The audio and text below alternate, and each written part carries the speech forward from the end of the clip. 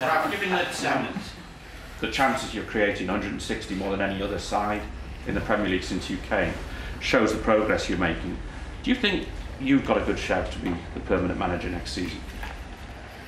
I have no idea, and what would you like to be? I haven't made any thoughts about that because my focus is on Sunday and then the next game against Tottenham and Atletico, and there is no, to be honest, no time and no space for me to think about anything else than the upcoming games. During your unveiling, during your very first press conference, you said you'd be open to at least considering the permanent job. So no. Is it right to surmise you change your opinion? I exactly know what I said. I said with a twinkle on my eye, I said maybe at one stage at the end of the season, yes. I might recommend myself to the club in my role as an advisor. This is exactly what I said. So you'd still do that? Pardon? You still do that with a twinkle in your eye? I don't know. It's not the end of the season. We have another 11 games to play, and hopefully not only one, but a few more Champions League games. So right now we have enough to do to prepare ourselves for the game on Sunday, and this is where my full focus is. Ralf, it's your first derby, it's your first meeting with Pep. What are you expecting? Well, we know that we are playing against one of the best, if not the best team in the world, in Europe, that for sure, and in the world. They have developed well since he arrived here. The same happened at Bayern Munich and at Barcelona when he was there. So he's one of the best, most influential managers and head coaches in the last 10, 15 years. So we know what kind of team and what kind of style of football we are facing, and that's why it will be about tactical discipline. It will be a lot of defensive work necessary, a lot of sprinting, running against the ball, with the ball, waiting for transitional moments, and then taking our chances. This is what it's all about. I think we created enough chances in the last 10, 11 games. At times we converted them, like at Leeds, for example, where we scored 4 goals. But it's correct, we should have scored more goals, especially in the last game against Watford. We should have scored at least 1, 2, 3 goals in order to win the game.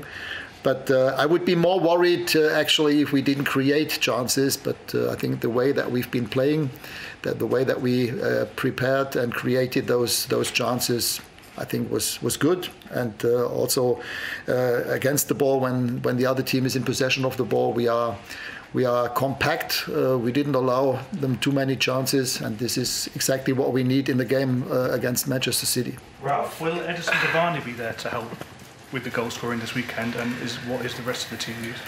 Yeah, he's back in training since yesterday, and today was his second training session with the team.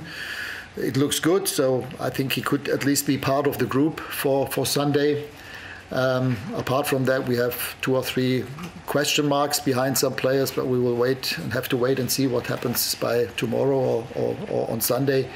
But Edinson, I think, will, as it stands now, will be part of the group. Do you think that as a club you are in a position to get somewhere near to Manchester City? They seem to have the structures right. They seem to have the kind of foundation, from chief executive to technical director to manager. It all seems quite fluid, whereas at Manchester United it's not seemed like that. I know you've got a wider role, or you will have a wider view, but do you think Manchester United have what it needs in place to be able to get somewhere near to City? To be honest, I haven't thought about that actually, and I don't know. I don't even know the structure or the setup at Manchester City. I know most of the people here in our club, but again, my focus was and still is on developing the current team and getting the best out of this season. What is obvious, not only with Manchester City, but also with Liverpool, they've had continuity and consistency on the position of their manager, their head coach, for 5 or 6 years. For the past 5 or 6 years, they have a very clear identity, a clear idea of how they want to play. And I know Jürgen in person, and I also know Pep from those 3 years in Germany when he was head coach of Bayern Munich. He also has a clear idea how he wants to play. And this idea is the headline for everything that happens in the club, for recruitment, for any new players that they sign, or even for players that they at one stage will sell. And this is, I think, the secret behind their success, that they exactly know how they want to play. They have a clear identity, or you can also call it a corporate identity. And this is their guideline for everything what they do, not only probably for new players, but also for staff members, for experts in different areas of the game that have become a bit more important in the last 10, 15 years. This is what all the top clubs in Europe have in common, and this is something that I think also at Manchester United needs to be developed and improved in the next couple of years. So the way that you're trying to get your team to play at the moment, Ralf, would you expect next season and the season after, whoever the new coach is, would you expect that the things that you're putting in place now to be adhered to in terms of style of play, etc., by the next guy? I don't know. That would obviously depend on the decision regarding the manager or the head coach next season. Every head coach has his own idea of football. But as I said, for me, it's about consistency, continuity on the highest possible level. I mean, of course, it's also quality. And I think we all agree that with Jürgen and Pep, they're probably the two best, or at least in the top 5. For me, they are the 2 best coaches on the planet, in Europe for sure. And this is what it's all about. In fact, it's pretty easy in football. You need to have the best possible people. You need to have a clear idea of football, and then stick to that idea and take your decisions always with having in mind what do we want to be, how do we want to play. Ronaldo has 1 goal, I think. Ronaldo 1 goal in his last 10. After the Watford game, you said that you couldn't really play anyone else. You didn't have any other options there. To what extent is it perhaps a failure of forward planning at this club, that you're reliant on a once great player at 37 whose best days are clearly behind him, and it's clear that he's struggling to play 90 minutes week in, week out? To what extent is that a failure of the club? Look, a few things that happened in the last couple of weeks or 2 months or 1.5 months couldn't have been foreseen by nobody. Now with Edinson at least being available for the game and for the upcoming games, we have other options. With Marcus Rashford, we have another player where I will insist and continuously be behind him and with him to develop him. We achieved that with quite a few other young players in the past, and I don't see why this should not happen with Marcus. He's got abundant talent, he's got the pace, he's got the physicality, he's got everything that you need for a modern striker, no matter if he's playing from the wing or in the center. And I will put all my energy into that to help him to take the same pathway that other players did in the last 3 months. With the process now underway for a new manager, I just wondered, and your consultancy at the end of this time, how involved will you be in that process to select the new manager? We haven't spoken about that, to be honest. We had 1 or 2 meetings with the head of scouting and with 2 other people, but I think you will understand that I will not speak about that in detail.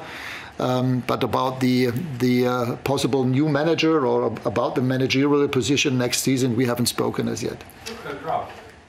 Ralf, sorry, I fully appreciate that your priority is, the Champions League and the Premier League and finishing in the top 4. But as someone who's been heavily involved in strategic planning the clubs in the past, in understanding the importance of it, how difficult is it when the club don't know the new manager and the profile necessarily of him to actually plan for this summer ahead, which is going to be a considerable one?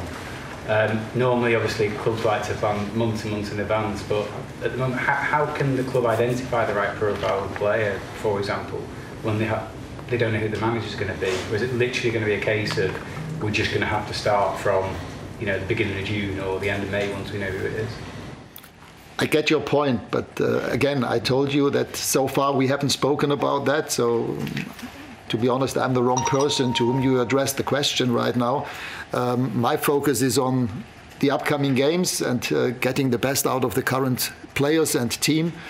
And all the other things, either need to wait or whenever it's the right time to do that, I'm here. And of course, we can also speak about that. But so far, we haven't had the time or the opportunity to speak about that. And this is what it looks like. In your opinion, should this never happen again at a club like Manchester United? A vacuum like this, a sort of, you're having to sit here and say, to be honest, I don't really know where it's going to go. In your opinion, should this not happen again at a club of this status? It wouldn't necessarily happen at City, it wouldn't happen at Liverpool because they are organised, they know what they're doing, as you sort of very articulately sort of said. So, in your view, would that be an important thing for this never to happen again, this kind of scenario, the situation the club is in now? Again, I don't know. I'm here for now until the end of the season. And as I said, for me, it's important to develop the players, to develop the team. And all the other issues, will be dealt with at the right moment and at the right time, I presume. And of course, I'm always there, and I will always tell people my opinion. But right now, it has not as yet happened. But this does not mean that it might not happen in the next days or weeks to come. Okay, last question from you. Ralf, I'm sure you've watched Pep Guardiola teams over the course of the last 10, 15 years and thought yourself about how you might play against them. But in theory, to then putting it into practice, I mean, how much of a challenge will that be? I mean, in the end, it's about controlling the game, about not letting them play and having them the ball just without any pressure, because this is exactly what they're looking for. They're always looking for creating an overload of players in half spaces, even with their goalkeeper almost playing like a centre back, with at least one of their fullbacks playing on a midfield 6 position, playing with a false 9, always dropping back into midfield. So this shows we are fully aware of the idea, how they want to play. And for us, it's about always finding moments where we can put them under pressure, where we hopefully can take the ball away from them, and then taking advantage of those transitional moments. And there were some teams in the last couple of weeks and months who could do that. And it's up to us to show on Sunday that we can also do that.